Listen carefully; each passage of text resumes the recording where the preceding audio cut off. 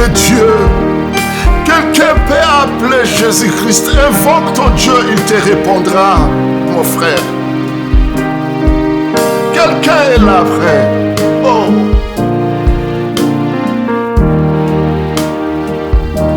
Nakanisi MPASI na yo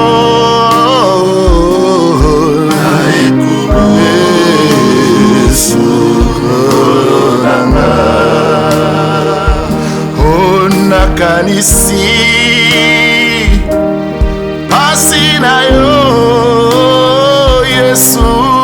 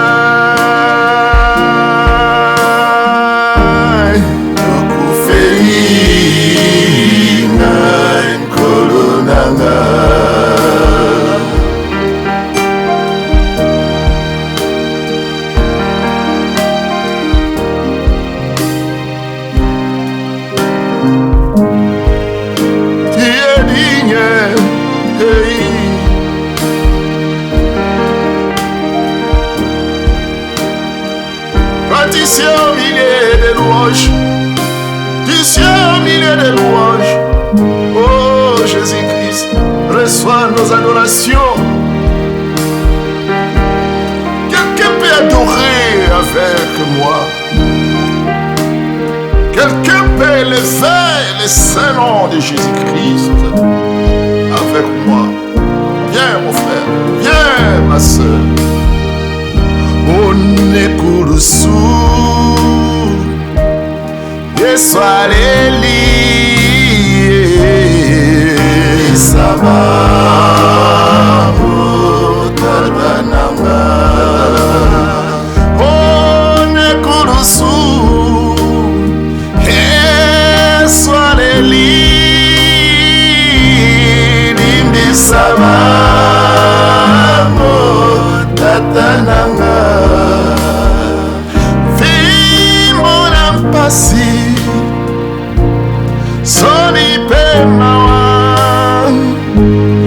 eu tali pambae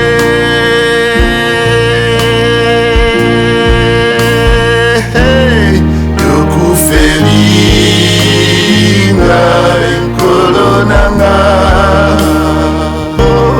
fimbo na MPASI soni pe mawa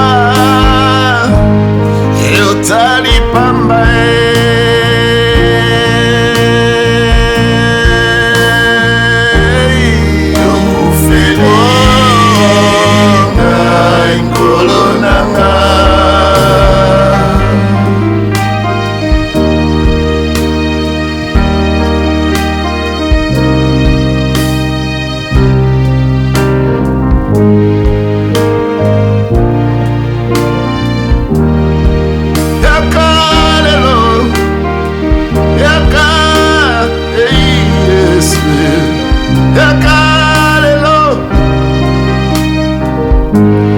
kosalela bana na yo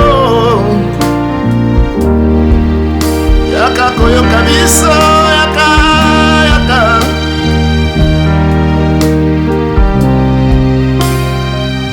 Nzambe bolamu Nzambe na kimia Nzambe oyo Onekurusu makilane YESU Esopana kiseponanga Nekurusu makirana yo Yesu Kristu Yesu qui était là comme un juste. Fimbo MPASI Soni Pemawa Yotani Pamba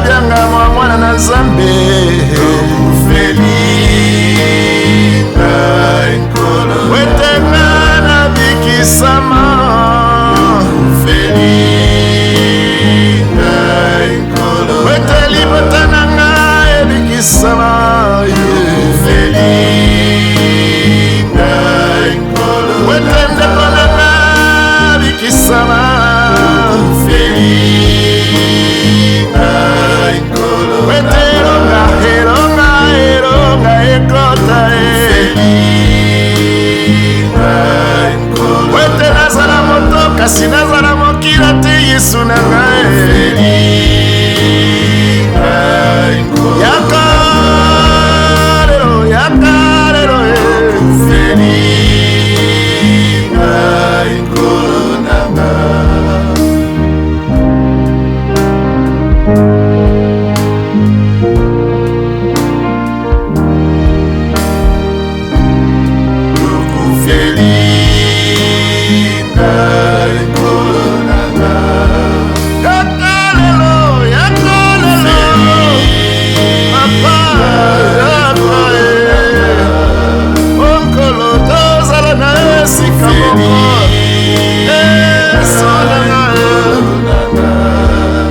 esika mayele na yo esuki Yesu ebalina Yesu yaka na suki na nga alingi ete oh Yesu oh j'aime cette